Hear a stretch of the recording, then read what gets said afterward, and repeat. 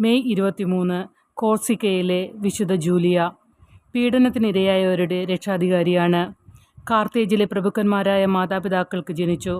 439 ഗെയ്സറിക് കാർത്തേജിനെ പിടിച്ചടക്കിയപ്പോൾ അവളെ അടിമയായി യൂസിബിയസ് എന്ന വിജാതീയ വ്യാപാരിക്ക് വിൽക്കപ്പെട്ടു. ഏറ്റവും ഭയാനകമായ ജോലികളിൽ പോലും ജൂലിയ ഒരിക്കലും പരാതിപ്പെടുകയോ സ്വയം സഹതപിക്കുകയോ ചെയ്തില്ല. ജൂലിയ ദൈവത്തെ ആവേശത്തോടെ സ്നേഹിച്ചു.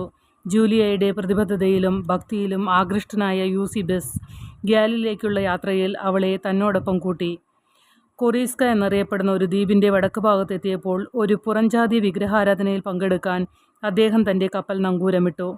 അവൾ പരസ്യമായി വെറുക്കുന്ന അന്ധവിശ്വാസപരമായ ചടങ്ങുകളാൽ മലിനപ്പെടാൻ വിസമ്മതിച്ചതിനാൽ ഉത്സവത്തിൽ നിന്ന് കുറച്ചകലെ തനിച്ചിരുന്നു.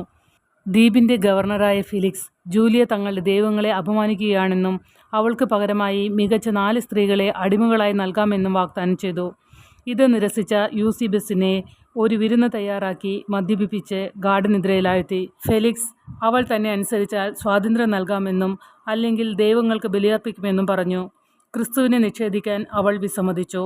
എൻ്റെ സ്വാതന്ത്ര്യം ക്രിസ്തുവിനെ സേവിക്കലാണ്. എൻ്റെ ആത്മാവിൻ്റെ എല്ലാ വിശുദ്ധിയിലും ഞാൻ എല്ലാ ദിവസവും ക്രിസ്തുവിനെ സ്നേഹിക്കുന്നുവെന്ന് അവൾ പറഞ്ഞു.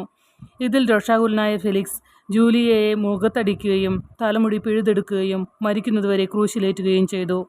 വിശുദ്ധ ജൂലിയ രക്തസാക്ഷിത്വത്തിൻ്റെ കൈപ്പത്തിയും ക്രൂശിത രൂപവുമായി ചിത്രീകരിക്കപ്പെടുന്നു.